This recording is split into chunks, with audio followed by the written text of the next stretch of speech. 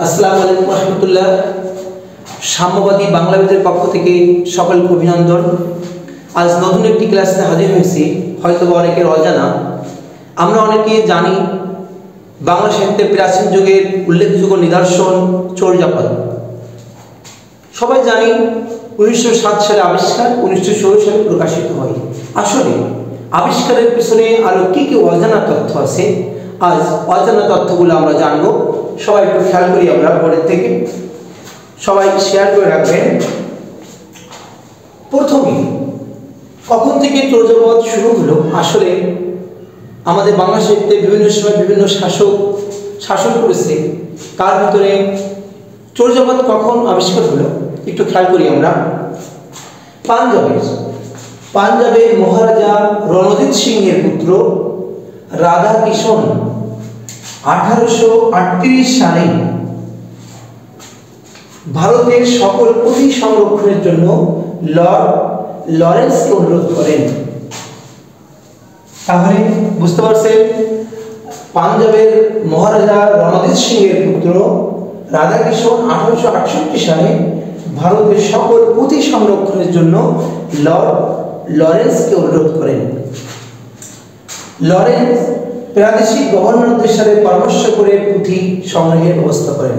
বলছেন আসলে ঠিক আছে, তাহলে সকল গভর্নরদের সাথে পরামর্শ করেন যে আমাদের একটি পুঁথি সংরক্ষণ করতে হবে। বঙ্গীয় এশিয়াটিক সোসাইটি ডক্টর রাজেন্দ্রলাল মিত্রের সাহায্যে সংগ্রহের কাজ শুরু করেন। ভালো করে একটু সবাই মেলায় নেবেন। তাহলে এই লরেন্সের পরামর্শ সে গভর্নরদের বলে দিল। এরপরে বঙ্গীয় এশিয়াটিক সোসাইটি ডক্টর রাজেন্দ্রলাল মিত্রের সাহায্যে সংগ্রহের কাজ শুরু করেন, যে আসলে আমাদের পুঁথি এটা সংগ্রহ করতে হবে।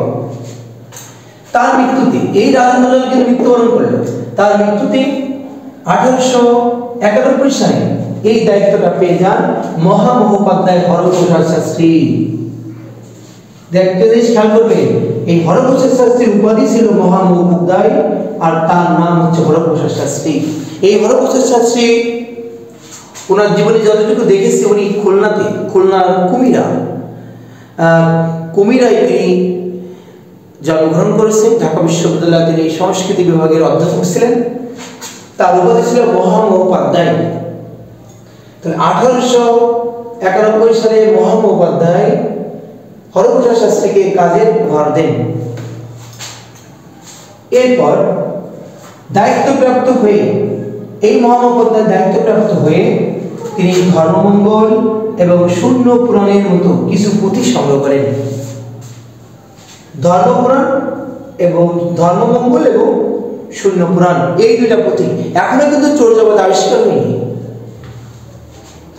বৌদ্ধ ধর্ম এবং বাংলার বৌদ্ধ সাহিত্য, আমরা যে বৌদ্ধ ধর্ম বলি, বৌদ্ধ ধর্ম এবং বাংলার বৌদ্ধ সাহিত্য জানার আগ্রহ ছিল তার অত্যাধিক।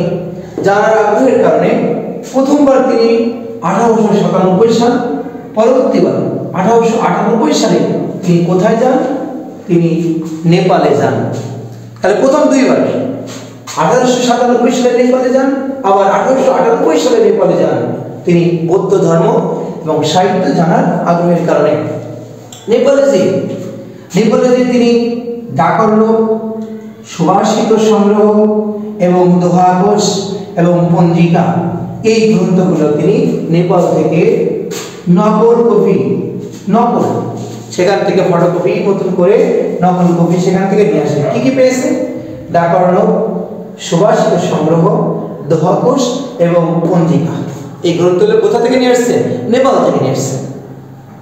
এরপরে 1907 সালে আবার তিনি নেপালে যান। কত সালে? 1907 সালে, এই তৃতীয়বার। তাহলে প্রথমবার গিয়েছেন 1897 সালে, তিনি চোরজাপাল পাননি।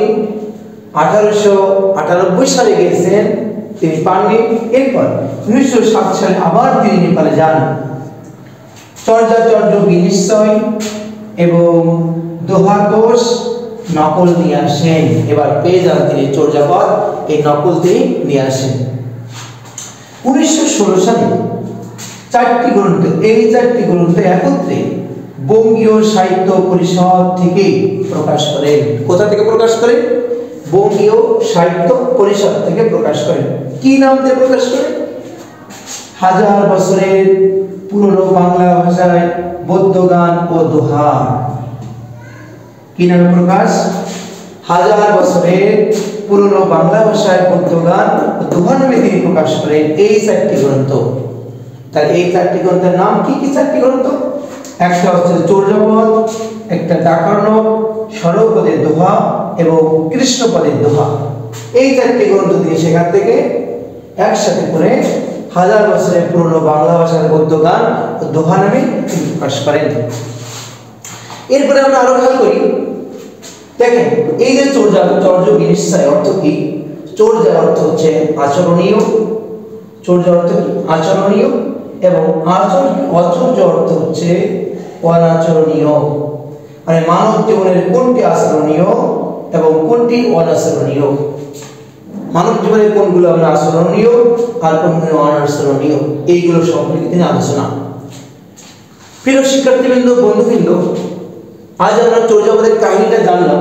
আসলে কখন থেকে চর্যাপদ আমাদের আসছে?